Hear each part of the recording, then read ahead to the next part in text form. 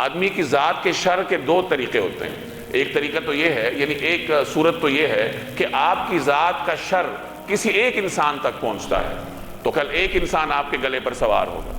اور ایک صورت یہ ہے کہ انسان کی ذات کے شر سے ایک مخلوق خدا پریشان ہو، بہت سارے لوگ آپ کی ذات کے شر سے پریشان ہو۔ جیسے آج کل ہمارے ہاں ماحولیاتی آلودگی ہے، یہ کتنی ساری فیکٹریاں ہیں جن کی چمنیوں سے دھوئیں کے مرغولے اٹھتے ہیں، اور وہ مرغولے پورے ماحول کو آلودہ کرتے ہیں، پورے کا پورا محلہ پریشان ہوتا ہے، لوگ رات کو سو نہیں سکتے، اپنے صحن میں بیٹھ کر کھانا نہیں کھا سکتے، اپنے صحن میں کپڑے نہیں لٹکا سکتے، فیکٹریوں کی آلودگی کی وجہ سے۔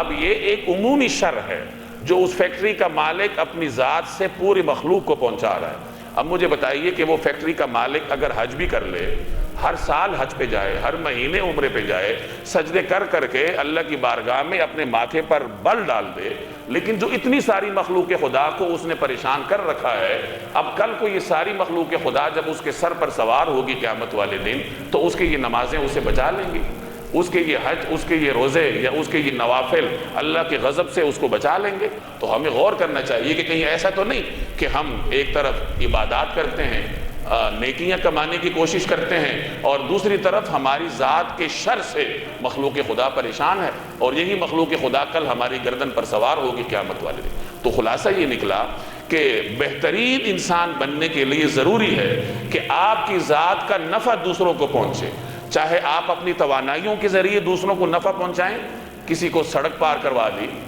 کسی بیوہ کی مدد کر دی۔ مدد کرنے کا یہ مطلب نہیں کہ آپ اپنے پیسوں سے اس کے لیے سودا لے کر آئیں، آپ اسی سے پیسے لے کے اس کے لیے سودا لا سکتے ہیں۔ ایک نوجوان اپنی چھٹی کے دن یہ کام کر سکتا ہے۔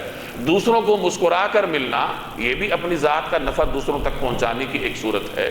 تو اپنی جسمانی توانائیوں کو مخلوق خدا کے نفع کے لیے وقف کر دیں۔ جن کو اللہ نے مال دیا ہے وہ اپنے مال سے دوسروں کو نفع پہنچائے، اور کم از کم یہ تو ہر آدمی اس کا التزام کرے کہ اپنی ذات کے شر سے مخلوق خدا کی حفاظت کرے۔ نبی کریم صلی اللہ علیہ وسلم نے اپنے ایک فرمان میں مسلمان کی تعریف ہی یہ کی ہے، المسلم من سلم المسلمون من لسانہ ویدہ۔ مسلمان وہ ہے جو دوسرے مسلمانوں کو اپنی زبان اور جسم کے شر سے محفوظ رکھے۔ گویا کہ جو آدمی اپنی زبان اور جسم کے اپنے ہاتھوں کے شر سے دوسروں کو محفوظ نہیں رکھتا، وہ اس تعریف کے مطابق مسلمان ہی نہیں ہے، وہ حقیقی مسلمان کی تعریف پر پورا ہی نہیں اترتا، اسے حقیقی مسلمان کہا ہی نہیں جا سکتا۔ مسلمان سلامتی سے نکلا ہے نا، اسلام سلامتی سے نکلا ہے۔ تو جب آپ دوسروں تک سلامتی نہیں پہنچا سکتے، اپنی ذات کے شر سے دوسروں کو بچا نہیں سکتے، تو پھر ایسے آدمی کو اپنے آپ کو مسلمان کہلانے کا بھی حق نہیں۔ اللہ تبارک و تعالی عمل کرنے کی توفیق عطا فرمائے۔